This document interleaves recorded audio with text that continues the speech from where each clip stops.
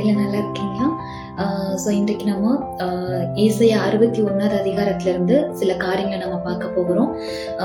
So it's a mantle of grace and doctrines of new covenant. So இந்த coming days I thought to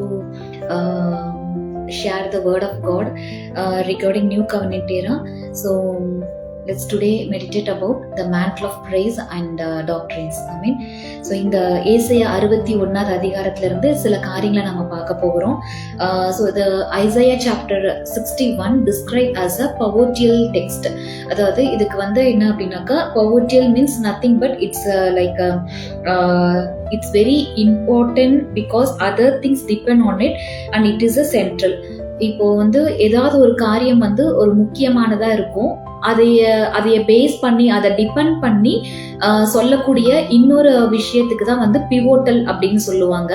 so இந்த ஏசாயா 61வது அதிகாரமும் பார்த்தோம்னா it's a pivotal text அப்படின்னு சொல்லிட்டு சொல்லுவாங்க.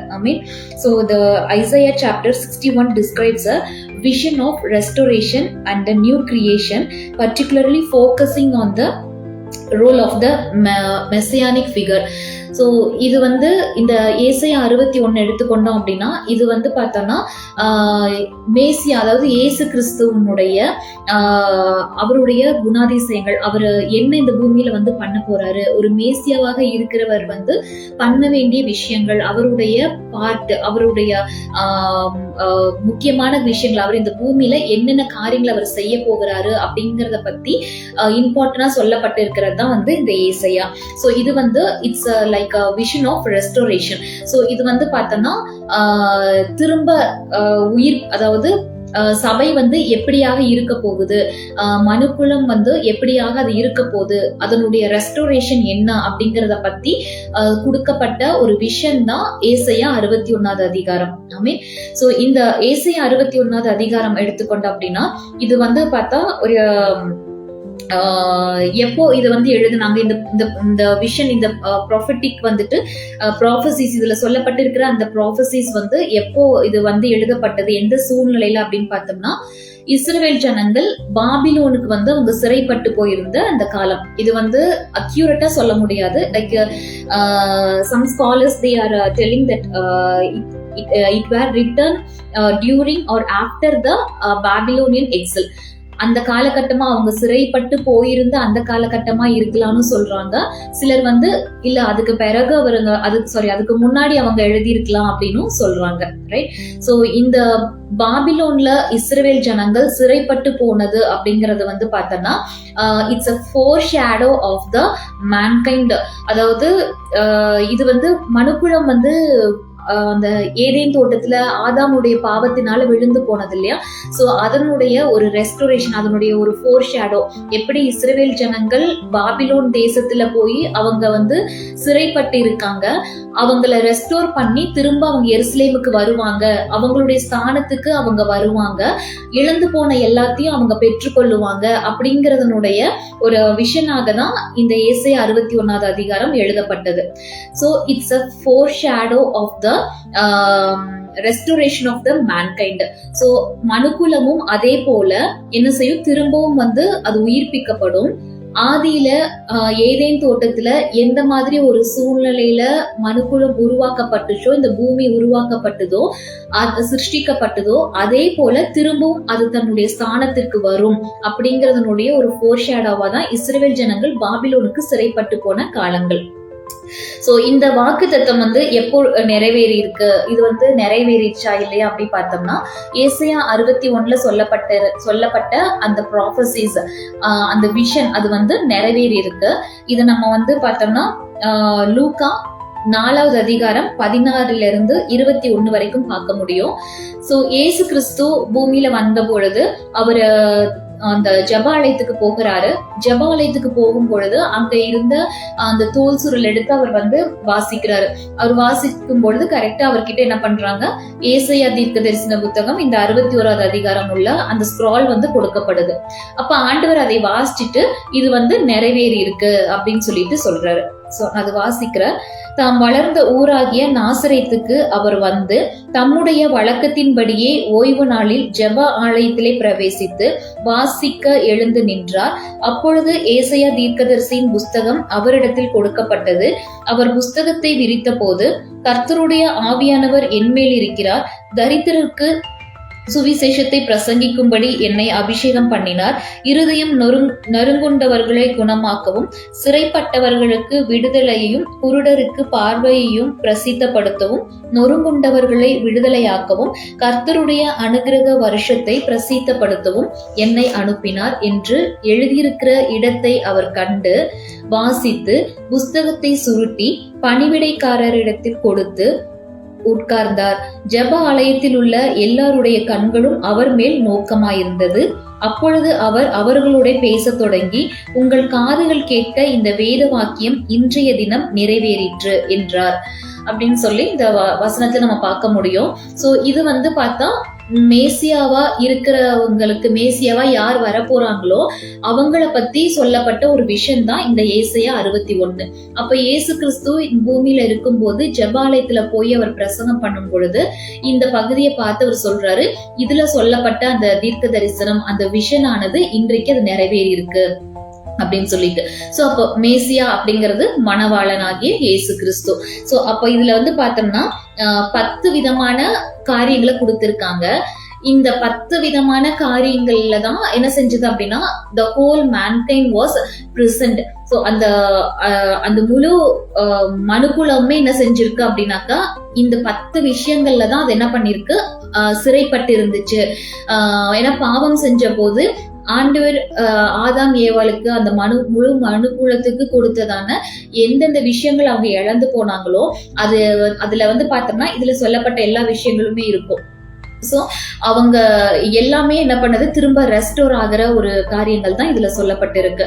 அப்போ ஆண்டவர் வந்து இதுல சொல்றாரு, இது எல்லாமே நிறைவேறிற்று அப்படின்னா சிலுவையில எல்லாமே, அதாவது ஏதேன் தோட்டத்துல எதெல்லாம் மனுஷங்க வந்து இழந்து போனாங்களோ அது எல்லாமே ரெஸ்டோர் ஆயிருச்சு. ஆனா அந்த ரெஸ்டோரேஷன் வந்து பார்த்தோம்னா அது இன்னும் மேனிஃபெஸ்ட் ஆகல. நிறைய விஷயங்கள் மேனிஃபெஸ்ட் ஆயிடுக்கு, சில விஷயங்கள் இன்னும் மேனிஃபெஸ்ட் ஆகல. சோ அதெல்லாம் தான் இன்னைக்கு நம்ம பார்க்க போகிறோம். இதுல சொல்லப்பட்ட இந்த 10 காரியங்களை பார்த்தோம் அப்படின்னா, ஃபர்ஸ்ட் பார்த்தா சிறுமைப்பட்டவர்களுக்கு சுவிசேஷம், இருதயம் நொறுங்குண்டவர்களுக்கு காயம் கட்டுதல், சிறைப்பட்டவர்களுக்கு விடுதலை, கட்டுண்டவர்களுக்கு கட்டவிழ்த்தல், தேவன் நீதியை சரிக்கட்டும் நாள், துயரப்பட்ட அனைவருக்கும் ஆறுதல், சீயோனிலே துயரப்பட்டவர்களை சீர்படுத்துதல், சாம்பலுக்கு பதிலாக சிங்காரம், துயரத்துக்கு பதிலாக ஆனந்த தைலம், ஒடுங்கின ஆவிக்கு பதிலாக துதியின் உடை. சோ இதுல சொல்லப்பட்டிருக்கிற இந்த 10 காரியங்களுமே வந்து எல்லாமே இட்ஸ் லைக் ஒரு பேக்கேஜ். அது எல்லாமே என்ன செஞ்சதுன்னா அவங்க வந்து துயரப்பட்டாங்க. தென் வந்து பார்த்தோம்னா அந்த தோட்டத்துல அவங்க பாவம் செஞ்ச போது அவங்களுக்குள்ள இருந்த தேவனுடைய அன்பு, தேவனுடைய அந்த மகிழ்ச்சி, ஆரோக்கியம், இது மாதிரி நிறைய விஷயங்களை வந்து இழந்து போகிறாங்க. இது எல்லாம் ரெஸ்டோரேஷன் பண்றதுதான் மேசியாவோட வேலை. அதுதான் இயேசு கிறிஸ்து சொன்னாரு, இது எல்லாமே என் மூலியமாக நிறைவேறிற்று, நான் தான் இதை வந்து ரெஸ்டோர் பண்றதுக்காக வந்திருக்கிற மேசியா அப்படின்னு அவர் சொல்றாரு. சோ அது எல்லாமே ரெஸ்டோர் ஆயிடுச்சா? மனுஷங்க வந்து எல்லாமே அது நம்ம வந்து எக்ஸ்பீரியன்ஸ் பண்ணிட்டு இருக்கோமா அப்படின்னா கிடையாது. ஏன்னா நிறைய விஷயங்கள் வந்து பார்த்தோம்னா இதுல சொல்லப்பட்ட அந்த 10 விஷயங்களும் வந்து சில காரியங்கள் வந்து என்ன பண்ணிருக்குன்னா நம்ம வந்து எக்ஸ்பீரியன்ஸ் பண்ணிட்டு இருக்கோம். ஆனா சில காரியங்களை வந்து நம்ம எக்ஸ்பீரியன்ஸ் பண்ணல ஸ்டில் நவ். அப்போ இதுல வந்து பார்த்தோம்னா இந்த இங்க சொல்லப்பட்டிருக்கிற அந்த காரியங்கள் எல்லாமே வந்து சிலுவையில ஆண்டவர் நமக்கு கொடுத்துட்டாரு. ஆனா நம்ம அதை என்ன பண்ணல, இன்னும் எக்ஸ்பீரியன்ஸ் பண்ணல. As a church we didn't experience till now. So அத வந்து இப்போ வரைக்கும் நம்ம என்ன பண்றோம், எக்ஸ்பீரியன்ஸ் பண்ணாம தான் இருக்கோம். இத வந்து இந்த 10 விஷயங்களை எப்படி சொல்லலாம் அப்படின்னா இட்ஸ் லைக் ஒரு கிஃப்ட் மாதிரி, ஒரு ட்ரெஷர் மாதிரி நம்ம சொல்ல முடியும். சோ ஒவ்வொரு ட்ரெஷரா என்ன பண்ணுச்சு அப்படின்னா சபை, இயேசு கிறிஸ்துவுக்கு அடுத்தது சபை ஆனது என்ன செஞ்சது, அப்போஸ்தலருடைய காலத்திலிருந்து சபையானது ஒவ்வொரு அந்த பொக்கிஷத்தையும் வந்து திறக்க ஆரம்பிக்குது. ஸோ ஒவ்வொன்றையும் வந்து ஒவ்வொரு காலகட்டத்தில் அவங்க எக்ஸ்பீரியன்ஸ் பண்ணாங்க. ஸோ இந்த last days as a search we are there to experience the remaining part of the treasure. So இப்போ நம்ம இருக்கிற இந்த கடைசி காலத்துல இன்னும் ஓபன் ஆகாத இருக்கிற இந்த ட்ரெஷர், சிலுவையில கடவுள் நமக்கு திரும்ப ரெஸ்டோர் பண்ணி கொடுத்த விஷயங்கள், அதை வந்து ரெஸ்டோர் பண்ணும்படியாக தான் ஆண்டவர் நம்ம இந்த கடைசி காலத்துல நமக்கு அந்த ஒரு வாய்ப்பை கொடுத்திருக்கிறார். ஸோ அப்போ இதுல பார்த்தோம்னா என்னென்ன எப்படி இதெல்லாம் வந்து ஓப்பன் ஆயிடுக்கு, லைக் எப்படி இதெல்லாம் வந்து எக்ஸ்பீரியன்ஸ் பண்ணிருக்காங்க அப்படி பார்த்தா, அதுல ஃபர்ஸ்ட் நம்ம பாக்குறோம் சிறுமைப்பட்டவர்களுக்கு சுவிசேஷம். So it's a period of gospel. அந்த காஸ்பல் பீரியட் தான் வந்து பார்த்தோம்னா அப்போஸ்தலருடைய காலத்துல ஆரம்பிக்குது. ஸோ அப்போ ஏசு கிறிஸ்து சிலுவையில அவர் வந்து எல்லாத்தையும் வந்து ரெஸ்டோர் பண்ணி கொடுத்துட்டாரு. It's like a treasure. So அதை வந்து என்ன பண்றாங்க, ஒவ்வொன்னா ஓப்பன் ஆகுது. அப்போஸ்தலருடைய காலத்துல முதல்ல பார்த்தோம் அப்படின்னாக்க அதுல வந்து காஸ்பிள் வந்து ஓப்பன் ஆகுது.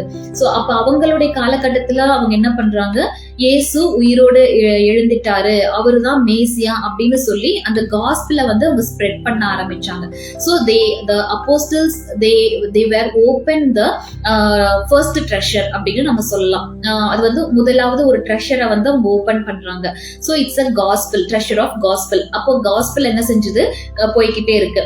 ஸோ அதுக்கடுத்து நம்ம பார்த்தோம் அப்படின்னா சபையானது அது உருவாக்கப்பட்டு எஸ்டாப்ளிஷ் பண்ணப்பட்டு இந்த காஸ்பிள வந்து ஸ்ப்ரெட் பண்ணது, நிறைய ஜனங்களை வந்து உள்ள கொண்டுட்டு வராங்க.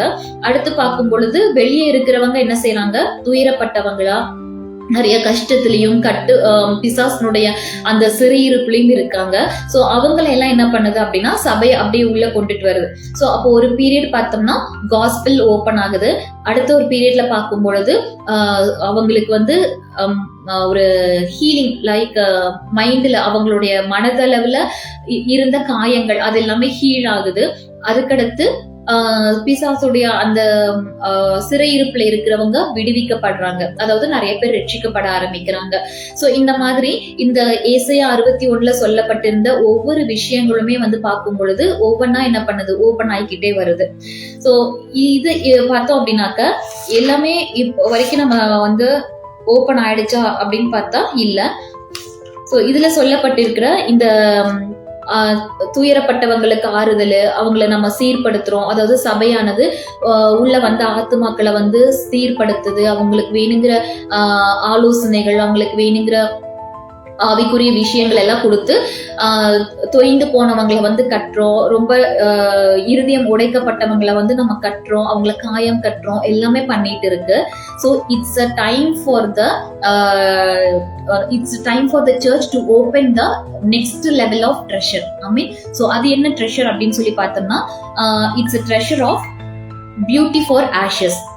ஸோ சாம்பலுக்கு பதிலாக சிங்காரம். ஸோ இந்த ஒரு பீரியட், இப்போ நம்ம இருக்கிற இந்த ஒரு பீரியட் வந்து பார்த்தோம்னா சபை வந்து அலங்கரிக்கப்பட வேண்டியதான ஒரு நேரம். ஸோ அப்போ இவ்வளவு நாள் என்ன பண்ணுது, ஒரு ஒடுங்கி போய் சபையினாலே பார்க்கும் பொழுது அது வந்து ரொம்ப தாழ்வான நிலையில ரொம்ப ஒடுக்கப்பட்டு மற்றவர்களால நிந்திக்கப்பட்டு சர்ச்சுக்கு போனாலே இப்படி ஆயிரும், இல்ல சர்ச்சுக்கு போனோம்னாலே ஏதாவது நடந்துரும் அப்படிலாம் சொல்லி ஒரு மாதிரி ஒரு நெகட்டிவான வைப்ரேஷன் ஜனங்களுக்குள்ள இருக்கு. ஸோ அது எல்லாம் மாத்தி இப்போ ஹெவன் என்ன பண்ணது அப்படின்னா சபையை வந்து அலங்கரிக்கிற ஒரு நேரம். ஸோ அப்ப இது வந்து என்னன்னா சபையை, அதாவது தேவனுடைய மனவாட்டிய வந்து அலங்கரிக்கிற நேரம். அதுக்கு இருந்த சாம்பல், அதுக்கு இருந்ததான வெட்கம், அதுக்கு சபைக்கு இருந்ததான ஒரு அவமானம், நிந்தை, போராட்டம், தோல்வி, இது எல்லாமே மாறி இப்போ என்ன செய்ய போகுது அப்படின்னா சர்ச் வந்து ஒரு க்ளோரிக்குள்ள வரப்போகுது. ஒரு மகிமைக்குள்ள, ஒரு ஹானருக்குள்ள வரப்போகுது. ஸோ இந்த காரியங்களை தான் நம்ம பார்த்தோம் அப்படின்னாக்கா வெளிப்படுத்தல் 21 அதிகாரம் 9, 10, 11 வசனத்துல சொல்லப்பட்டு இருக்கு. ஸோ இந்த குளோரியானது எப்படி சபையை அலங்கரிக்கப்பட போகுது அப்படிங்கிறது தான் வெளிப்படுத்தல கொடுத்திருக்காங்க. பின்பு கடைசியான 7 வாதைகளால் நிறைந்த 7 கலசங்களை உடைய அந்த 7 தூதரில் ஒருவன் என்னிடத்தில் வந்து, நீ இங்கே வா, ஆட்டுக்குட்டியானவருடைய மனைவியாகிய மணவாட்டியை உனக்கு காண்பிக்கிறேன் என்று சொல்லி பெரிதும் உயரமுமான ஒரு பர்வதத்தின் மேல் என்னை ஆவியில் கொண்டு போய் தேவனுடைய மகிமையை அடைந்த எருசலேமாகிய பரிசுத்த நகரம் பரலோகத்தை விட்டு தேவனிடத்தில் இருந்து இறங்கி வருகிறதை எனக்கு காண்பித்தான். அதன் பிரகாசம் மிகவும் விலை உயர்ந்த இரத்தின கல்லை போலவும் பழிங்கொலியுள்ள வஜ்ரக்கல்லை போலவும் இருந்தது. சோ அதுல சொல்லப்பட்டிருக்கு, மணவாட்டி ஆகிய, அதாவது ஆட்டுக்குட்டியனுடைய மனைவியாகிய மணவாட்டியை காண்பிக்கிறேன் அப்படின்னு சொல்லிட்டு அது பார்க்கும் பொழுது 10வது வசனத்துல சொல்லப்பட்டிருக்கு, தேவனுடைய மகிமையை அடைந்த எருசலேமாகிய பரிசுத்த நகரம் பரலோகத்தை விட்டு தேவனிடத்தில் இறங்கி வருகிறதை பார்த்தேன் அப்படின்னு சொல்லி சொல்றாங்க.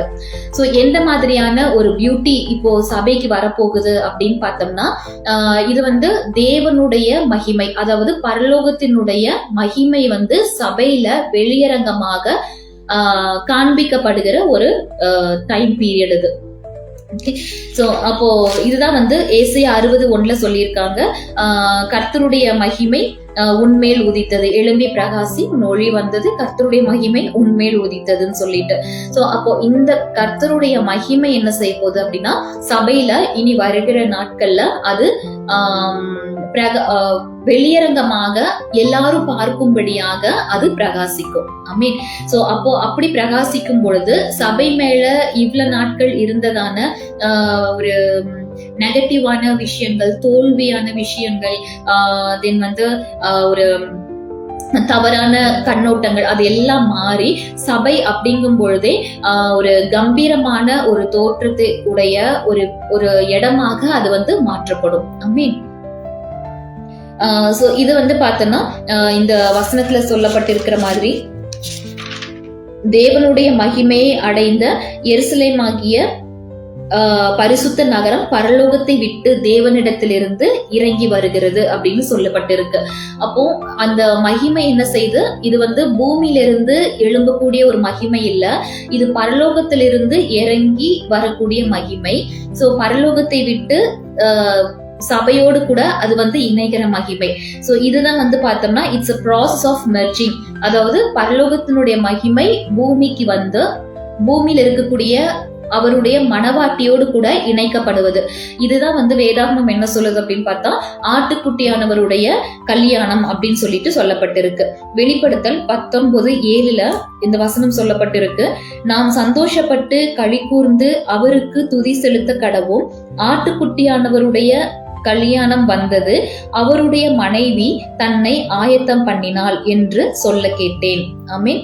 So the church will experience the glory and presence of Almighty in the earth. Amen. So there will be no difference between the heavenly glory and the earthly glory. ரெண்டுமே என்ன பண்ண போகுது, ஈக்குவலா இருக்க போகுது. இப்போ வரைக்கும் நம்ம பார்த்தோம்னா பரலோகம் அப்படிங்கும் போது அது வேற ஒரு மகிமையில இருக்கும், அது வேற லெவல்ல இருக்கும் அப்படின்னு நம்ம நினைக்கிறோம்ல. பூமியில இருக்கிறத உடைய அந்த சர்ச்ல இருக்கிற அந்த க்ளோரி, நம்ம ப்ரே பண்ணும் போது இருக்கிற அந்த பிரசன்ஸ், அது வந்து நம்ம ஒரு மாதிரி லோ ஸ்டாண்டர்ட் அப்படிங்கிற மாதிரி நம்ம நினைப்போம். ஆனா வசனம் சொல்லுது, பரலோகத்திலிருந்து அந்த தேவனுடைய மகிமை இறங்கி வந்ததுன்னு சொல்லிட்டு. சோ ஹெவன்ல எந்த மாதிரியான ஒரு ஹை ஸ்டாண்டர்ட் க்ளோரி அங்க இருக்கோ, அதே மாதிரியான ஒரு ஹை ஸ்டாண்டர்டான ஒரு க்ளோரி என்ன பண்ண போது சபையில வரப்போகுது. ஆமே. சோ அப்போ அதுதான் வந்து என்னதுன்னா, அந்த மணவாளன் அவருடைய மகிமையை சபைக்கு கொடுக்கிறது. இப்போ அந்த மணவாட்டி என்ன செய்து அந்த க்ளோரியை ரிசீவ் பண்ணுது. இந்த ப்ராசஸ் தான் வந்து மெர்ஜிங். அப்போ பரலோகத்தினுடைய மகிமை பூமியில இருக்கக்கூடிய மணவாட்டியாக சபையோடு கூட இணையும். இதுதான் வந்துட்டு ஆட்டுக்குட்டியானவருடைய கல்யாணம்னு சொல்லி சொல்லப்பட்டிருக்கு. ஆமீன். சோ அப்ப அந்த கல்யாணம் நடக்கிறதுக்கு என்ன பண்ணுது, மணமகள் வந்து அவங்க ஆயத்தமாகறாங்க. சோ அதுதான் வந்து சபை வந்து அலங்கரிக்கப்படுகிற நேரம். அப்போ சபை வந்து எதுலலாம் அலங்கரிக்கப்படணும் அப்படிங்கறத நான் ஒரு டாபிக் அடுத்து ஒரு இதுல எடுக்கிறேன். சோ அப்ப அந்தந்த காரியங்கள் எல்லாமே ஒரு மணவாளன் எதிர்பார்க்கிற மாதிரியான விஷயங்கள்ல எல்லாத்துலயும் அந்த மணவாட்டி வந்து அலங்கரிக்கப்பட்டுட்டா அப்படின்னா அவங்க வந்து என்ன பண்றாங்க, ரெடியா இருக்காங்க மணவாளனை மீட் பண்றதுக்கு. சோ இதே விஷயங்கள் தான் வந்து பார்த்தோம்னா நமக்கு ஒரு உவமையில சொல்லியிருப்பாங்க. 10 கன்னிகைகள் 5 பேர் ஆயத்தமா இருந்தாங்க, 5 பேர் ஆயத்தமா இல்லைன்னு சொல்லிட்டு. சோ அதுதான் ப்ரிப்பரேஷன். சோ அப்போ இந்த ஒரு இப்போ நம்ம இருந்துட்டு இருக்கிற இந்த காலகட்டம் it's a preparation to meet the மெசையா. ஆமே. சோ இது வந்து என்னன்னா நம்மளுடைய மேசியா, அதாவது இயேசு கிறிஸ்து நம்மளுடைய மணவாளனை சந்திக்கிறதுக்காக ஆயத்தமாய் கொண்டிருக்கிற ஒரு நாட்கள், மணவாட்டி ஆயத்தமாய் கொண்டிருக்கிற நாட்கள். சோ இது வந்து மணவாளன் எதிர்பார்க்கிற அந்த கேரக்டர் வைஸ் எல்லாத்துலயும் வந்து கணத்திலும் மகிமையிலும் கேரக்டர் வைஸ் எல்லாத்துலயும் ஆயத்தமாக்கப்பட்ட பின்பு பரலோகத்திலிருந்து அந்த மகிமை இறங்கி வரும், அதாவது மணவாளன் வருவார். அப்போ இது வந்து என்னது, அங்க அந்த குளோரி இணையும் பொழுது பரலோகத்துல எந்த மாதிரியான ஒரு குளோரி இருக்கோ, விஷயம் இருக்கோ, அதே இது என்ன பண்ணுவோம், பூமியில எக்ஸ்பீரியன்ஸ் பண்ணுவோம். சோ அப்ப பரலோகமும் ஒரே மாதிரிதான் இருக்கும். அங்க போய் நம்ம பார்த்தாலும் ஒரு மாதிரிதான் இருக்கும். நம்ம பூமியில இருந்து பார்த்தாலும் அங்க என்ன விஷயம் இருக்கோ அதே தான் இங்கேயும் இருக்கும். So there will be no difference between the heaven and the earth. அந்த மாதிரி தான் சபை மாற்றப்பட போகுது. ஆமே. இப்போ மரித்தவங்க இது வரைக்கும் மரித்தவங்க இனி மரிக்க விரும்புகிறவங்க அவங்க என்ன செய்யறாங்க, பரலோகத்துக்கு போகும் பொழுது இங்க எப்படி ஒரு தேவனுடைய மகிமை இருந்துச்சோ, சபைக்குள்ள என்னென்ன மாதிரியான விஷயங்களை அவங்க எக்ஸ்பீரியன்ஸ் பண்ணினாங்களோ அதேதான் அங்கேயும் போய் அவங்க எக்ஸ்பீரியன்ஸ் பண்ணுவாங்க, அதேதான் அங்கேயும் போய் அவங்க பார்ப்பாங்க. அதே இது பூமியில உயிரோட இருந்து வாழ்றவங்க பரலோகத்துல என்னென்ன இருக்கும், என்னென்னலாம் இருக்கும், என்னென்ன மாதிரி எல்லாம் இருக்கும் அப்படின்னு சொல்லி அவங்களோட எக்ஸ்பெக்டேஷன்ஸ் இருக்கும், அதையேதான் அவங்க இங்கேயும் வந்து எக்ஸ்பீரியன்ஸ் பண்ணுவாங்க. சோ பரலோகத்துல இருக்கிறவங்க மரித்து போனவங்க அங்க அதே மகிமையையும் தேவனுடைய அந்த கணத்தையும் பிரசன்ஸையும் அவங்க எக்ஸ்பீரியன்ஸ் பண்ற மாதிரி சேம் ஈக்குவலா பூமியில இருக்கிறவங்க, சபையில இருக்கிறவங்க, உயிரோடு இருக்கிறவங்களும் எக்ஸ்பீரியன்ஸ் பண்ணுவாங்க. எந்த ஒரு டிஃபரன்ஸுமே இருக்க போவது கிடையாது. ஆமே. சோ இந்த ப்ரிப்பரேஷன் அப்படின்னு சொல்லி நம்ம பார்த்தோம்ல. சோ இதுல வந்து மேலோட்டமா நான் சில காரியங்களை சொல்றேன். ஸோ இந்த ப்ரிப்பரேஷன் அப்படின்னு பார்த்தோம்னா இது நிறைய இருக்கு. இன்னைக்கு நம்ம ஒரு மெயினானதை மட்டும் பார்ப்போம். வெளிப்படுத்தல் 19:8. ஸோ இதுல சொல்லப்பட்டிருக்கு, சுத்தமும் பிரகாசமான மெல்லிய வஸ்திரம் தரித்து கொள்ளும்படி அவளுக்கு அழிக்கப்பட்டது, அந்த மெல்லிய வஸ்திரம் பரிசுத்தவான்களுடைய நீதிகளே. ஆமே. சோ அப்போ வந்து ப்ரிப்பரேஷன்ல இது வந்து ஒன் ஆஃப் த ப்ரிப்பரேஷன் என்ன அப்படின்னா பரிசுத்தவான், அதாவது நீதி, ரைச்சியஸ்னஸ் ஆஃப் காட். அப்போ கிறிஸ்து நமக்காக சிலுவையில மரித்து கொடுத்த அந்த நீதி வந்து வெளிப்படுறது, அந்த நீதிக்குள்ள சபை வருவது ஆல்ரெடி வந்திருக்கு. பட் வந்து என்ன செய்யல அப்படின்னா ஃபுல்லா இது வந்து மேனிஃபெஸ்ட் ஆகல. இன்னும் வந்து என்ன பண்ணுது அப்படின்னா அந்த பழைய உடன்படிக்கையினுடைய காரியங்கள், நம்மளுடைய சொந்த கிரியைகள், அது எல்லாமே நம்மளுடைய சுயம், அதுவே வந்து என்ன பண்ணுதுன்னா இன்னும் எக்ஸ்ப்ளோர் பண்ணிட்டு இருக்கு. The church didn't fully explore the righteousness of Jesus Christ. ஆமே. சோ அது முழுவதுமாக என்ன பண்ணல அப்படின்னா இன்னும் அது எக்ஸ்ப்ளோர் பண்ணல, எக்ஸ்பீரியன்ஸ் பண்ணல. சோ அது வந்து எக்ஸ்பீரியன்ஸ் பண்ணும் பொழுது மணவாட்டி என்ன செய்யறான், முழுவதுமாக அவள் அலங்கரிக்கப்படுகிறாள். ஆமே. சோ இதேதான் ஏசாயா 61:10-11 சொல்லப்பட்டிருக்கு. கர்த்தருக்குள் பூரிப்பாய் மகிழுகிறேன், என் தேவனுக்குள் என் ஆத்துமா களி கூர்ந்திருக்கிறது. மணவாளன் ஆபரணங்களினால் தன்னை அலங்கரித்துக் கொள்ளுகிறதற்கும் மணவாட்டி நகைகளினால் தன்னை சிங்காரித்துக் கொள்ளுகிறதற்கும் ஒப்பாக அவர் இரட்சிப்பின் வஸ்திரங்களை எனக்கு உடுத்தி நீதியின் சால்வையை எனக்கு தரித்தார். பூமி தன் பூண்டுகளை விளைவிப்பது போலவும் தோட்டம் தன்னில் விதைக்கப்பட்டவைகளை முளைவிப்பது போலவும் கர்த்தராகிய ஆண்டவர் எல்லா ஜாதிகளுக்கும் முன்பாக நீதியையும் துதியையும் முளைக்க பண்ணுவார். Amen. So this is the season where the righteousness and praise will be spread among all the nations. Amen. So இந்த ஒரு காலகட்டம், அதாவது மணவாட்டி மணவாளனுக்காக அலங்கரிக்கப்படுகிற இந்த காலகட்டம் வந்து எப்படி இருக்குன்னா தேவனுடைய நீதி, சிலுவையில ஆண்டவர் நமக்கு கொடுத்த அந்த நீதி, அவர் கொடுத்த அந்த கிரயத்தின் மூலியமாக வந்த ஆசீர்வாதங்கள், அந்த குணாதிசயங்கள், அது எல்லாத்தையும் என்ன பண்ணும் சபை வந்து அது முழுவதுமாக எக்ஸ்ப்ளோர் பண்ணும், எக்ஸ்பீரியன்ஸ் பண்ணும். ஆமே. சோ வசனம் சொல்லுது, தேவன் என்ன செய்வார், அதையே முளைய பண்ணுவார். ஆல்ரெடி அது என்ன பண்ணிருக்கு, சிலுவையில முளைத்து இருக்கு. அது வந்து கிறிஸ்துவின் மூலியமாக முளைத்து இருக்கு. இது வந்து என்ன சொல்லுது, ஸ்ப்ரவுட்டட். ஆனா அது வந்து என்ன பண்ணல, இன்னும் வந்து ஃப்ரூட் கொடுக்கல, ஃப்ரூட்லெஸ்ஸா அது இருந்துட்டு இருக்கு. முளை மட்டும் வந்திருக்கு, அது இன்னும் வந்து காய் கனி வரவே இல்லை, அது வெறும் முளையாகவே இருந்து கொண்டு இருக்கு. சோ இந்த ரைச்சியஸ்னஸ் அப்படின்னு சொல்லி பார்த்தோம்னா, இதுதான் அந்த ஆண்டவர் நமக்காக சிலுவையில கொடுத்த அந்த கிரயத்தினுடைய உபதேசங்கள், நியூ கவர்னன்ட்னுடைய டீச்சிங்ஸ். ஸோ அப்போ வந்து இது ஆண்டவர் எனக்கு என்னென்னலாம் செஞ்சிருக்கிறாரு, சிலுவையில என்னென்ன ஆசீர்வாதங்களை நான் பெற்றுக்கொண்டு இருக்கேன், சிலுவையில வந்து சிலுவையின் மூலியமாக என்னென்ன விஷயங்கள் எனக்கு வந்து மாறி இருக்கு, ஆதாம் செஞ்ச பாவத்தினால எனக்குள்ள வந்தது எல்லாம் சிலுவையின் மூலியமாக எதெல்லாம் வெளியேற்றப்பட்டிருக்கு. It's kind of exchange. அப்போ எதெல்லாம் எக்ஸ்சேஞ்ச் ஆயிடுக்கு அப்படிங்கிறத வந்து போதிக்கிற அந்த ஒரு டாக்டரின்ஸ், அதுதான் வந்து இந்த ரைச்சியஸ்னஸ். ரெண்டாவது பார்த்தோம்னா, துதியை முளைக்க பண்ணுவார் அப்படின்னு சொல்லப்பட்டிருக்கு. It's a praise of celebration. ஆண்டவரை கொண்டாடுகிறது, ஆர்ப்பரிக்கிறது, ஆரவாரம் செய்கிறது. ஆமே. சோ அப்போ சிலுவையில ஆண்டவர் வந்து எங்களுக்காக மரிச்சிருக்கிறாரு. அவர் வந்து மரித்தார் அப்படிங்கறத விட அவர் ஜெயித்தார்னு சொல்லலாம். சோ சிலுவையில ஆண்டவர் எனக்கு சத்துருவாக இருந்த சர்ப்பத்தையும் அவனுடைய கிரியைகள் எல்லாவற்றையும் ஆண்டவர் ஜெயித்திருக்கிறாரு. என்னோட வியாதியை ஜெயித்திருக்கிறாரு. எங்களுக்கு இருந்த அந்த சாபங்களை அவர் ஜெயித்திருக்கிறார் அப்படின்னு சொல்லி அதை வந்து செலிப்ரேட் பண்றது. இப்போ பார்த்தோம்னா, ஏதாவது ஒரு ஸ்போர்ட்ஸ் எடுத்துக்கொண்டோம்னா, ஸ்போர்ட்ஸ்ல வந்து ஒரு கண்ட்ரி வந்து வின் பண்றாங்க அப்படின்னா அதை வந்து என்ன பண்ணுது, the whole country will celebrate இல்லையா? ஏன்னா they are the representative of a particular country.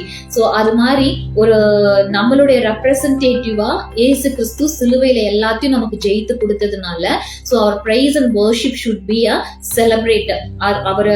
அவர் வந்து ஜெயிச்சிட்டார் அப்படிங்கறத வந்து நம்ம செலிப்ரேட் பண்ணணும். it should not be like a mourning. நம்ம வந்துட்டு அழுதுகிட்டு நம்மளுடைய கஷ்டங்களை நினைச்சு நம்ம அழுதுட்டு அப்படியே என்ன செய்யக்கூடாது, ஒரு லைக் இறந்து போன ஒரு வீடு மாதிரியோ அல்லது ஒரு கல்லறையில உட்கார்ந்து நம்ம வந்து இறந்து போனவங்களை நினைச்சு அழுகிறதோ அந்த மாதிரியான ஒரு துதியா இல்லாம எப்படிப்பட்ட துதியா ஆண்டவர் எழும்ப பண்றாரு அப்படின்னா, it's a praise and worship of a celebration. அது வந்து ஆண்டவர் நமக்காக வெற்றி சிறந்தார்னு அந்த வெற்றியை கொண்டாடுகிற ஒரு செலிப்ரேஷன். சோ இப்ப வரைக்கும் பார்த்தோம்னா ஹெவன்ல அவங்க என்ன பண்றாங்க, எல்லாமே ஒரு செலிப்ரேஷனா தான் இருக்கு. எப்போதும் அவங்க என்ன பண்றாங்க, அவங்க துதித்து கொண்டு இருக்காங்க. so same kind of worship is going to take place in the world. amen. so in the church, so in the coming days என்ன பண்ண போகுது அப்படின்னா, நிறைய இந்த மாதிரியான praise and worship, அதாவது ஆண்டவரை செலிப்ரேட் பண்றதுக்கு, அவருடைய விக்டரிய அவர் ஜெயிச்சுட்டாரு, எவ்வளவு பெரிய விஷயத்தை அவர் சாதிச்சுட்டாரு, அவர் ஜெயிச்சுட்டாரு, எனக்காக அவர் ஜெயிச்சுட்டாரு, அவர் ஜெயிச்சது இல்ல, அவர் மூலியமாக நான் ஜெயிச்சிருக்கேன், என்னுடைய வறுமையையும் என்னுடைய சாபத்தையும் என்னுடைய பாவத்தையும் வந்து நான் வின் பண்ணிருக்கேன் அப்படின்னு சொல்லி அதைய நம்மளோட விக்டரி, அவரோட விக்டரி, நம்மளோட விக்டரி இல்லையா? சோ அதை வந்து நம்ம என்ன பண்ணோம், செலிப்ரேட் பண்ணோம். அப்படிப்பட்டதான ஒரு பிரைஸ், ஒரு வர்ஷிப் வந்து இந்த நாட்கள்ல ஆண்டவர் வந்து அதை அந்த முளை விட்டது, அதாவது சிலுவையில முளை விட்டது இப்போ கனி கொடுக்க ஆரம்பிக்கும். I mean, so many more concepts are going to take place. so நிறைய வருகிற நாட்கள் என்ன பண்ணுதுன்னா, இந்த மாதிரியான துதி ஒரு கொண்டாட்டம். இவ்வளவு நாள் என்ன பண்ணிருக்கோம், சர்ச் வந்து நிறைய பிரேயருக்கு வந்து இம்பார்ட்டன்ஸ் கொடுத்திருக்கோம். அது ஒரு பர்டிகுலர் ஒரு ட்ரெஷர். நான் முதல்ல சொன்ன மாதிரி அது ஒவ்வொரு ட்ரெஷரா என்ன பண்ணாங்க, ஒவ்வொரு காலகட்டத்துல ஓபன் பண்ணி அதை எக்ஸ்ப்ளோர் பண்ணாங்க சர்ச். ஸோ அந்த மாதிரி பிரேயருக்கு அப்படின்னு சொல்லிட்டு அதை ஓபன் பண்ணி அதை எக்ஸ்ப்ளோர் பண்ணாங்க, எக்ஸ்பீரியன்ஸ் பண்ணாங்க. ஸோ அது மாதிரி இப்போ இருக்கிற இந்த நாட்கள்ல துதி கொண்டாட்டம், அதாவது ப்ரேயர் கேம்ப் அப்படிங்கறதெல்லாம் போய் என்ன பண்ண போகுது அப்படின்னா பிரைஸ் அண்ட் வர்ஷிப் கேம்ப் அப்படிங்கிற மாதிரியான துதி கொண்டாட்டங்கள் அதிகமாக எழும்பும். எதுக்காக அப்படின்னா அவரு வின் பண்ணிட்டாரு, நானும் வின் பண்ணிட்டேன் அப்படிங்கிறத நம்ம வந்து அதைய ஆண்டவருக்கு சொல்லும்படியாக அதுக்காக என்ன பண்ண போகுதுன்னா இந்த மாதிரியான துதிகள் கான்செப்ட்ஸ் எழும்பும். ஐ மீன் சோ இந்த மாதிரியே இந்த துதி சிலுவையில ஆண்டவர் கொடுத்த அதை வந்து என்ன பண்ணிருக்கிறாரு, முளைத்து இருக்குது சிலுவையில அந்த துதி, அந்த ஒரு செலிப்ரேஷனான அந்த துதி வந்து அது கனி கொடுக்கும் பொழுது Nations will come and join along with us. I mean so பல அதாவது புறஜாதிகள், ஆண்டவரை அறியாதவங்களும் என்ன செய்வாங்க, அந்த துதிக்குள்ள என்டர் ஆவாங்க. They also worship along with us. I mean அவங்களும் என்ன செய்ய போறாங்க, ஆண்டவருடைய வெற்றியை கொண்டாடும்படியாக சபைக்குள்ள அவங்க வருவாங்க. அந்த துதியினால அவங்க ஈர்க்கப்பட்டு சபைக்குள்ள அவங்க வருவாங்க. ஐ மீன் so அப்போ new covenant teachings and praise of joy will sprout, it will give fruits. இத வந்து முளைத்திருக்கிறது இப்போ என்ன செய்ய போகுது, கனி கொடுக்கிறதாக அது மாறப்போகுது. ஐ மீன் ஓகே. ஸோ அடுத்து இல்ல பார்த்தோன்னா இந்த துதியானது எப்படி இருக்கும் அப்படின்னாக்கா, துதியும் சரி இந்த ரைச்சியஸ்னஸ், அதாவது தேவன் நமக்கு சிலுவையில கொடுத்திருக்கிற கிரயத்தை பத்தி நம்ம பேசுகிறது, புதிய உடன்படிக்கையினுடைய காரியங்கள், இது எல்லாமே எப்படி இருக்க போகுது அப்படின்னா, ஆரோனுடைய கோல் வந்து துளிர்த்து அது வந்து என்ன செஞ்சது, பழங்களை கனிகளை கொடுத்தது அப்படின்னு சொல்லி நம்ம பாக்குறோம். என்னாகமம் 17:3 அதுல பார்த்தா, லேவியினுடைய கோலின் மேல் ஆரோனின் பெயரை எழுத கடவாய், அவர்களுடைய பிதாக்களின் ஒவ்வொரு வம்ச தலைவனுக்காகவும் ஒவ்வொரு கோல் இருக்க வேண்டும். அவைகளை ஆசரிப்பு கூடாரத்திலே நான் உங்களை சந்திக்கும் ஸ்தானமாகிய சாட்சி பெட்டிக்கு முன்னே வைக்க கடவாய். அப்பொழுது நான் தெரிந்து கொள்ளுகிறவனுடைய கோல் துளிர்க்கும். இப்படி இஸ்ரவேல் புத்திரர் உங்களுக்கு விரோதமாய் முறுமுறுக்கிற அவர்கள் முறுமுறுப்பை என்னை விட்டு ஒளிய பண்ணுவேன் என்றார். இதை மோசே இஸ்ரவேல் புத்திரரோடே சொன்னான். அப்பொழுது அவர்களுடைய பிரபுக்கள் எல்லாரும் தங்கள் பிதாக்களுடைய வம்சத்தின்படி ஒவ்வொரு பிரபுவுக்கு ஒவ்வொரு கோளாக 12 கோல்களை அவனிடத்தில் கொடுத்தார்கள். ஆரோனின் கோலும் அவர்களுடைய கோலுடனே இருந்தது. அந்த கோல்களை மோசே சாட்சியின் கூடாரத்திலே கர்த்தருடைய சமூகத்தில் வைத்தான்.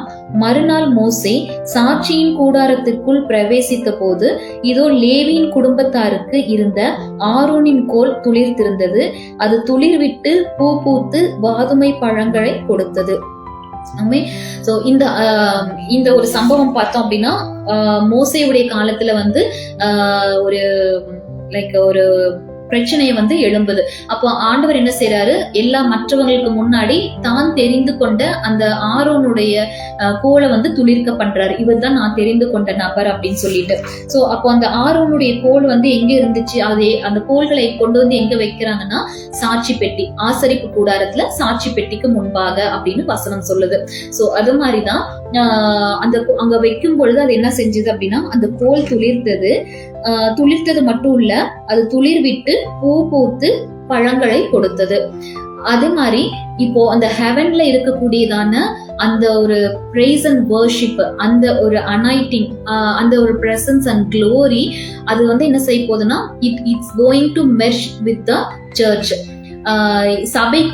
சபையோடு கூட, மணவாட்டியோடு கூட அது மெர்ஜ் ஆகும் பொழுது, இவ்வளவு நாள் சபைக்குள்ள இருந்த அந்த பாடல், அந்த ஆராதனை, துதி, அது எல்லாமே எப்படி இருந்தது, நான் கஷ்டத்துல இருந்தேன், நான் பிரச்சனையில இருந்தேன், நான் நோய்பட்டு இருந்தேன், நான் வந்து எல்லாராலும் கைவிடப்பட்டிருந்தேன் அப்படிங்கிற மாதிரி அந்த பாடல் வந்து எப்படின்னா ஒரு புலம்பலின் பாடலாவே இருந்துட்டு இருக்கும்.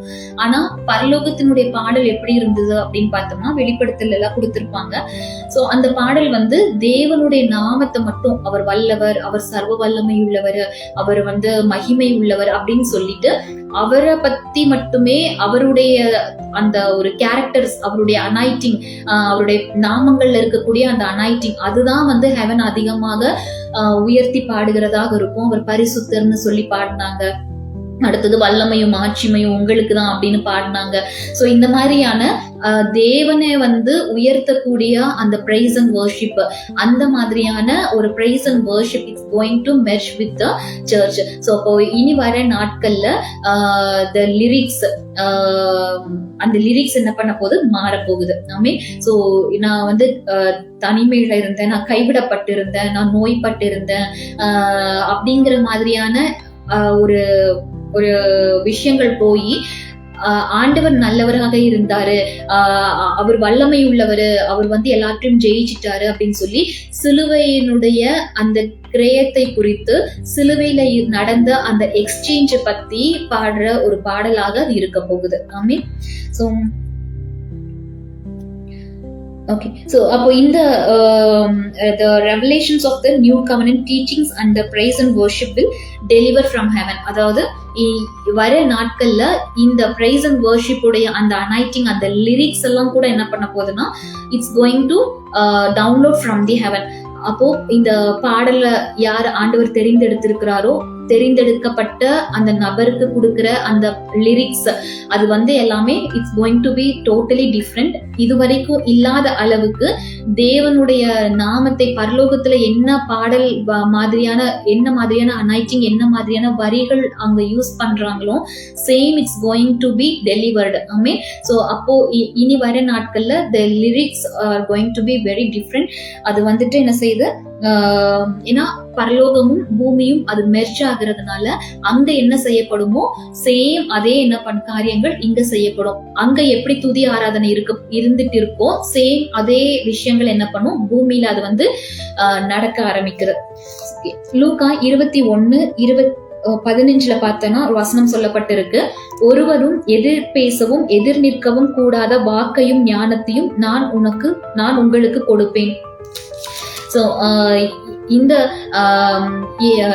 இது வந்து என்னன்னா ஆண்டவரால குறிக்கப்பட்டவங்க, அதற்காக ஸ்பெஷலா தெரிந்து கொள்ளப்பட்டவங்க. ஸோ அந்த தெரிந்து கொள்ளப்பட்டவங்களுக்கு விரோதமாக நிறைய ஜனங்கள் இனி எழும்பாதபடிக்கு ஒருவரும் எதிர் பேசவும் எதிர் நிற்கவும் கூடாத வாக்கையும் ஞானத்தையும் ஆண்டவர் உங்களுக்கு கொடுப்பாரு. ஆமீன். ஸோ உங்களுடைய லிரிக்ஸ் இன் தி கம்மிங் டேஸ்ல it's going to be it's going to be very terrible. அது என்ன சொல்ல, அது I couldn't explain how it's going to be, but I feel that அது எப்படி இருக்க போகுதுங்கிறத I can feel, but I couldn't explain. அந்த அளவுக்கு ஒரு லிரிக்ஸ் ஆண்டவர் உங்களுக்கு கொடுப்பாரு. ஆமீன்.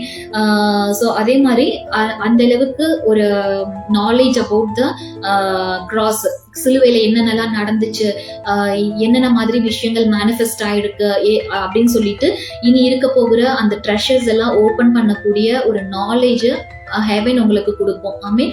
ஸோ இதுல சொல்லப்பட்டபடி ஒருவரும் எதிர் நிற்கவும் எதிர் பேசவும் முடியாத வாக்கையும் ஞானத்தையும் ஆண்டவர் கொடுப்பாரு, லிரிக்ஸ் எழுதுறதுக்கும் தென் வந்து டீச்சிங்ஸ் கொடுக்கறதுக்கும். ஆமீன். ஸோ அது மட்டும் இல்ல, இது வந்து ஹெவன்ல இருந்து டைரக்டா என்ன பண்ணுது, டவுன்லோட் ஆகக்கூடியதாக இருக்கு. நம்ம சுயமா யோசிச்சு பேசுறது இல்ல, சுயமா யோசிச்சு லிரிக்ஸ் எழுதுறது கிடையாது. It's going to be download directly from the heaven, I mean to the chosen one. So okay. So அடுத்து பார்த்தோன்னா இந்த வெளிப்படுத்தல் 4:10-11 சில காரியங்கள் கொடுக்கப்பட்டிருக்கு. 24 மூப்பர்களும் சிங்காசனத்தின் மேல் வீற்றிருக்கிறவருக்கு முன்பாக வணக்கமாய் விழுந்து சதா காலங்களிலும் உயிரோடு இருக்கிறவரை தொழுது கொண்டு தங்கள் கிரீடங்களை சிங்காசனத்திற்கு முன்பாக வைத்து, கர்த்தாவே தேவரீர் மகிமையையும் கனத்தையும் வல்லமையையும் பெற்றுக் கொள்ளுகிறதற்கு பாத்திரராயிருக்கிறீர். நீரே சகலத்தையும் சிருஷ்டித்தீர். உம்முடைய சித்தத்தினாலே அவைகள் உண்டாயிருக்கிறவைகளும் சிருஷ்டிக்கப்பட்டவைகளுமாய் இருக்கிறது என்றார்கள். ஆமீன். ஸோ இந்த வசனத்துல சொல்லப்பட்டிருக்கு, சிங்காசனத்துல வீற்றிருக்கிறவங்க வணக்கமாக விழுந்து தங்களுடைய கிரீடங்களை வந்து சிங்காசனத்துக்கு முன்பதாக வைத்து தேவனை வந்து அவங்க துதித்தாங்கன்னு சொல்லிட்டு. So the same thing is going to happen in the church in the coming days. Amen. So இந்த சபையில வந்து பார்த்தோன்னா தேவனுடைய அந்த பரலோகத்தில் இருக்கக்கூடிய அந்த மகிமை அது அப்படியே ரெப்ளிகாவா பூமியில அது வந்து ரிவீல் ஆக ஆரம்பிக்கும். அந்த டைம்ல சபையில பொசிஷன்ல இருக்கிறவங்க like they may be a doctor or they may be some professionals or they may be like pastors or apostles, whatever may be, reverend bishops, whatever may be, அவங்க என்ன செய்ய போறாங்க, எப்படி அந்த தேவனுடைய அந்த பரலோகத்தினுடைய மகிமை வெளிப்பட்ட போது இவங்க எல்லாம் அவங்களோட கிரீடத்தை கலற்றி வைத்து தேவனுக்கு முன்பாக பணிந்து கொண்டாங்களோ, as like similar to like that என்ன பண்ண போதுன்னா இனி வர நாட்கள்ல எப்படிப்பட்ட ஒரு ஸ்தானத்துல இருந்தாலுமே கூட சபைக்குள்ள இருக்கிறவங்க எந்த ஸ்தானத்துல இருந்தாலும் அவங்க தங்களுடைய அந்த ஒரு ஸ்தானத்துல இருந்து இறங்கி தேவனுக்கு முன்பாக பணிந்து கொள்ளுகிற ஒரு நாட்களாக இருக்கும். ஆமென். சோ இதுதான் வந்து இதுக்கு அடுத்த பார்த்தோம் அப்படின்னாக்க வசனம் சொல்லப்பட்டிருக்கு. பிலிப்பியர் 2:20 இயேசுவின் நாமத்தில் வானோர் பூதலத்தோர் பூமியின் கீழானோருடைய முழங்கால் யாவும் முடங்கும்படிக்கு பிதாவாகிய தேவனுக்கு மகிமையாக இயேசு கிறிஸ்து கர்த்தர் என்று நாவுகள் யாவும் அறிக்கை பண்ணும்படிக்கும் எல்லா நாமத்திற்கும் மேலான நாமத்தை அவருக்கு தந்தருளினார். ஆமென். So along with that என்ன பண்ண போகுது, nations are going to join. அப்போ வந்து எப்படி சபைக்குள்ள ஒரு பெரிய ஒவ்வொரு ஸ்தானத்துல இருக்கிறவங்க தேவனுக்கு முன்பாக பணிந்து கொள்ளுவாங்களோ, தேவனுக்கு பார்த்தோம்னா அந்த க்ளோரி, அந்த ஹெவன்லி க்ளோரி வந்து மேனிஃபெஸ்ட் ஆகும் பொழுது, அது மெர்ஜ் ஆகும் பொழுது, அது சபைக்குள்ள மேனிஃபெஸ்ட் ஆகும் பொழுது, அட் அ டைம்ல பரலோகத்துல இருக்கிறவங்க அந்த மூப்பர்கள் தென் வந்துட்டு தேவனுடைய பரிசுத்தவான்கள் அவங்க எல்லாரும் வந்து தங்களுடைய கிரீடங்களை கலற்றி தேவனுக்கு முன்பாக பணிந்து கொள்ளுவாங்க. அட் த சேம் டைம் பூமியிலும் என்ன செய்யும், அந்த மகிமை அது வந்து மேனிஃபெஸ்ட் ஆகும் பொழுது பூமியில சபைக்குள்ள பெரிய ஸ்தானத்துல இருக்கிறவங்களும் அவங்க வந்து தேவனை முழுமையாக தங்களை உண்மையாலுமே தாழ்த்தி பணிந்து கொள்ளுவாங்க. ஆமே. சோ இது வந்து எந்த ஒரு டிஃபரன்ஷியேட்டுமே இல்லாம எப்படி பரலோகத்துல நடக்குதோ சேம் அதே ஒரு ரெப்ளிகா பூமியிலும் நடக்கும். ஐ மீன் அது இந்த ஒரு பீரியட்ல வந்து வசனம் சொல்லுது, வானோர் பூதலத்தோர், அதாவது வானத்திலயும் சரி பூமியிலும் சரி எல்லாருடைய முழங்கால்களும் என்ன பண்ணுவோம், முழங்கும். அப்போ வந்து ஹெவன்ல மரித்து போனவங்க ஹெவன்ல இருந்து அவங்க அங்க ஆண்டவரை ஆராதிக்கிறாங்க, உயிரோடு இருக்கிறவங்க பூமியில இருந்து ஆராதிக்கிறாங்க. ரெண்டு இடத்துலயும் சேம் ஒரே மாதிரியான தேவனுடைய பிரசன்ஸ் வந்து அந்த வர்ஷிப் டைம், அந்த பிரைஸ் அண்ட் வர்ஷிப் அந்த ஒரு டைம்ல வந்து அது ரிவீல் ஆகும். ஆமென். ஓகே. சோ இது வந்து என்னன்னா ஆட்டுக்குட்டியானவருடைய மகிமை அந்த நேரத்துல அது எழும்பக்கூடியதாக இருக்கும். சோ பரலோகத்துல பார்த்தோம் அப்படின்னா ஆட்டுக்குட்டியானவருடைய மகிமை எழும்பும் போதுதான் இந்த காரியங்கள் நடக்குது. சோ அதே மகிமை வந்து இதுவரைக்கும் நம்ம எக்ஸ்பீரியன்ஸ் பண்ணாத, நம்ம ஃபீல் பண்ணிராத, நம்ம நினைப்போல பரலோகத்துக்கு போனா பயங்கரமான ஒரு பிரசன்ஸ் இருக்கும் அப்படின்னு. சோ சேம் பிரசன்ஸ் என்ன பண்ண போறோம், நம்ம பூமியில இருந்து we are going to experience. I mean so அடுத்து பார்த்தோன்னா இந்த ஒரு இது லைக் எப்படி சொல்லனா, நோவாவுடைய காலத்துல பார்க்கும் பொழுது நோவா வந்து அந்த ஜலம் அந்த எல்லாமே முடிஞ்சதுக்கு பிற்பாடு கடைசியா வந்து அவங்க ஃபேமிலியா வந்துட்டு தேவனுக்கு பலியிடுவாங்க. அந்த இது வந்து தேவன் அந்த சுகந்த வாசனையை முகர்ந்தார் அப்படின்னு இருக்கும். சேம் அதே மாதிரி தேவனுடைய பிரசனம் என்ன பண்ணும், மேல வானத்திலையும் வந்து அந்த வாசனையை வந்து அவர் முகர்வாரு. அதே டைம் பூமியில இருந்து என்ன பண்ணும், மேல அது வந்து எழும்ப ஆரம்பிக்கும். சோ பரலோகத்திலிருந்து அந்த சுகந்த வாசனை எழும்பும், பூமியில இருந்தும் சுகந்த வாசனை எழும்பும். ஆமே. So everything is going to be equal. ரெண்டுமே ஒரே மாதிரியான பிரசன்ஸ், ஒரே மாதிரியான மகிமை இருக்கிறதாக இருக்க போகிறது. சோ இத வெளிப்படுத்தல பார்த்தோம்னா 21-24 சொல்லப்பட்டிருக்கு. ரட்சிக்கப்படுகிற ஜனங்கள் அதன் வெளிச்சத்திலே நடப்பார்கள். பூமியின் ராஜாக்கள் தங்கள் மகிமையையும் கனத்தையும் அதற்குள்ளே கொண்டு வருவார்கள். Amen. So the kings of the earth எப்படி வந்து சபைக்குள்ள இருக்கிற அந்த ஸ்தானத்துல இருக்கிறவங்க தேவனுக்கு முன்பாக தங்களை தாழ்த்துறாங்க, பரலோகத்திலையும் மூப்பர்களும் பரிசுத்தவான்களும் அவங்களை தாழ்த்துறாங்க. அதே மோமெண்ட்ல வெளியில இருக்கக்கூடிய ராஜாக்களும் என்ன செய்வாங்க, தங்களை தாழ்த்தி அவங்களுடைய மகிமையையும் கனத்தையும் சபைக்குள்ள ஆண்டவருக்கு அவங்க கொண்டு வருவாங்க. ஆமென். சோ அப்போ எல்லாம் என்ன பண்ணுது, at a time it's going to happen. அப்போ மேல வானத்துல பரலோகத்துல இருக்கிற அந்த ஒரு ராஜாக்கள், ப்ராஃபிட்ஸ், பரிசுத்தவான்கள், மூப்பர்கள் எல்லாரும் அவங்க வணங்குறாங்க. அவங்க அவங்களோட மகிமையை அங்க கொடுக்கறாங்க. பூமியிலையும் வந்து சபைக்குள்ள இருக்கிற ஸ்தானத்துல இருக்கிறவங்க, apostles or prophets or whatever maybe, அவங்க தென் ப்ரொஃபஷனல்ஸ் எவ்ரிவன், அவங்களும் என்ன செய்யறாங்க, அவங்களுடைய மகிமையை கொடுக்கறாங்க. தென் வந்து வசனம் சொல்லுது, பூமியின் ராஜாக்கள், சபைக்கு வெளியே இருக்கிறவங்களும் சபைக்குள்ள வந்து அவங்களுடைய கனத்தையும் மகிமையும் கொண்டு வந்து ஆண்டவருக்கு செலுத்துவாங்கன்னு சொல்லிட்டு.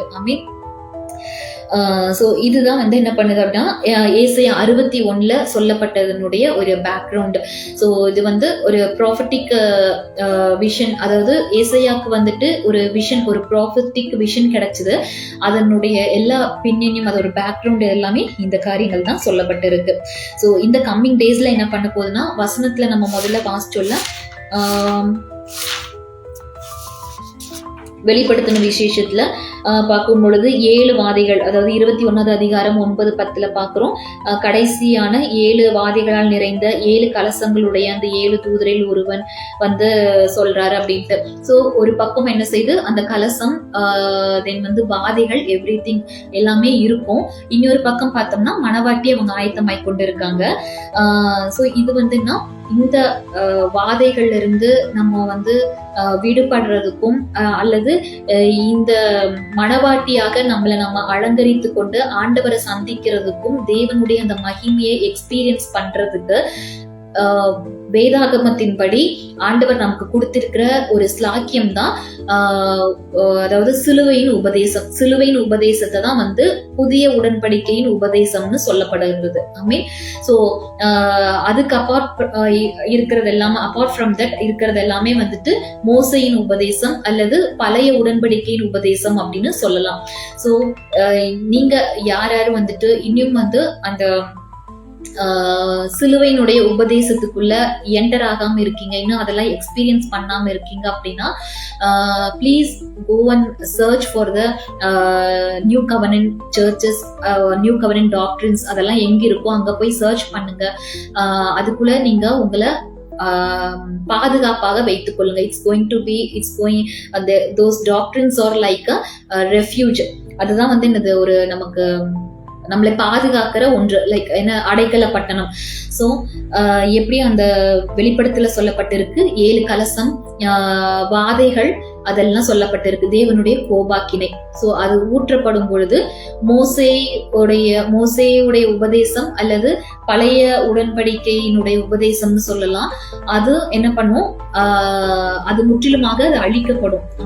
ஸோ சிலுவையில ஆண்டவர் கொடுத்த அவருடைய கிரயத்தின்படி, கிரயத்தை வந்து நம்ம அதை ஏற்றுக்கொள்ற அந்த உபதேசம், கிரயத்தினுடைய அந்த உபதேசம் அப்படிங்கறத வந்து அந்த புதிய உடன்படிக்கையின் உபதேசம்னு சொல்லப்படுறது. சோ அதுக்குள்ள நம்மளை நம்ம மறைத்து கொள்ளும் போது வாதைகளோ அல்லது அந்த கோப கலசங்களோ எதுவும் நம்ம மேல ஊற்றப்பட முடியாது. அது ஊற்றப்பட முடியாதபடிக்கு நம்மளை பாதுகாக்கிறது தான் சிலுவையினுடைய காரியங்கள். ஆமீன். So hide yourself under the grace, hide yourself under the cross. I mean, so உங்களை வந்து சிலுவைக்குள்ள என்ன செய்யுங்க, மறைத்து கொள்ளுங்க. இப்போ வரைக்கும் சபைக்குள்ள பார்த்திராத தேவனுடைய மகிமையும் பிரசன்னமும், தேவனுடைய அந்த ஆசீர்வாதங்கள், இந்த ஏசாயா 61 கொடுத்திருக்கிற அந்த 10 விஷயங்கள்ல ரிமைனிங் இருக்கக்கூடிய விஷயங்களுடைய அந்த எக்ஸ்பீரியன்ஸ், அது எல்லாமே இனி வர நாட்கள்ல they are going to be fulfilled one by one. The church is going to open the treasures one by one. Amen. So ஒவ்வொரு ட்ரெஷரா அது என்ன செய்ய போகுது, ஓபன் ஆக போகுது. ஸோ ஃபர்ஸ்ட் என்ன பண்ணுது, அலங்கரிப்பு, அதாவது சாம்பலுக்கு பதிலாக சிங்காரம், அடுத்து பார்த்தோம்னா ஆனந்த தைலம், அதுக்கடுத்து துதியின் உடை. இது எல்லாமே அந்த சிலுவையின் உபதேசத்துக்கு கீழே இருக்கிறவங்களுக்கு அது எக்ஸ்ப்ளோர் ஆகும். அவங்க they are going to experience if you are if you are ready to experience, if you want to experience, you can join with them. அந்த மாதிரியான ஒரு உபதேசத்துக்குள்ள நீங்க உங்களை ஜாயின் பண்ணிக்கோங்க, உங்களை இணைத்து கொள்ளுங்க. தேவனுடைய அந்த சிலுவை கீழே நீங்க மறைந்து கொள்ளுங்க. ஸோ வாதைகள் ஊற்றப்படுறது, கலசம் ஊற்றப்படுறது, எவ்ரி திங் இஸ் ட்ரூ, அது எல்லாமே நடக்கும். But if you are under the coverage or under the refuge of the cross, you will be protected. I mean நீங்க அதுக்குள்ள இருக்கும் பொழுது நிச்சயமாக பாதுகாக்கப்படுவீங்க, நீங்களும் உங்களுடைய குடும்பமும். இஸ்ரவேல் ஜனங்கள் எடுத்துக்கொண்டோம்னா அவங்க அந்த பஸ்கா பண்டிகை அந்த நாட்கள்ல பார்க்கும் பொழுது எகிப்துல இருந்து அவங்க வெளியே கிளம்புறாங்க. அப்ப ஆண்டவர் சொல்றாரு, அந்த ரத்தத்தை என்ன செய்யணும், நிலைக்கால்கள்ல பூசணும். வாதைகள் எல்லாமே வந்துட்டு இருக்கு. வாதைகள் வந்தாலும் டோட்டலா எல்லா எகிப்து மேல முழுவதும் தான் வாதைகள் வந்தது, ஒவ்வொரு வாதையா மேனிஃபெஸ்ட் ஆச்சு. ஆனா அந்த அதாவது இஸ்ரவேல் ஜனங்களுக்கு அந்த ஒரு அடைக்கலத்துக்குள்ள ஆண்டோட ரத்தத்துக்குள்ள இருக்கிறவங்களுக்கு அது எதுவுமே மேனிஃபெஸ்ட் ஆகல. எல்லாமே மேனிஃபெஸ்ட் அந்த ஹோல் கண்ட்ரியில அது மேனிஃபெஸ்ட் ஆச்சு. ஆனா இவங்களுக்கு எதுவுமே மேனிஃபெஸ்ட் ஆகல. Because they were under the covenant and also they were under the protection of the blood of the lamb. Amen. So அது மாதிரி இந்த ஒரு பாதுகாப்புக்குள்ள நீங்க இருக்கும் பொழுது நீங்களும் உங்களுடைய குடும்பமும் பாதுகாக்கப்படுவீங்க. அந்த நிறைய விஷயங்கள் இனி வர நாட்கள்ல these are the last days. so இந்த last daysல நிறைய விஷயங்கள் எக்ஸ்ப்ளோர் ஆக போகுது. the people who are under the covenant of new covenant or under the grace, they are going to experience lot of things. so நீங்களும் அதை experience பண்ணுங்க, இதை meditate பண்ணுங்க. so the mantle of the praise is going to be sprout and it's going to be fruitful. Amen. so தேவனே உங்களை ஆசீர்வதிப்பாராக. ஆமென். thank you.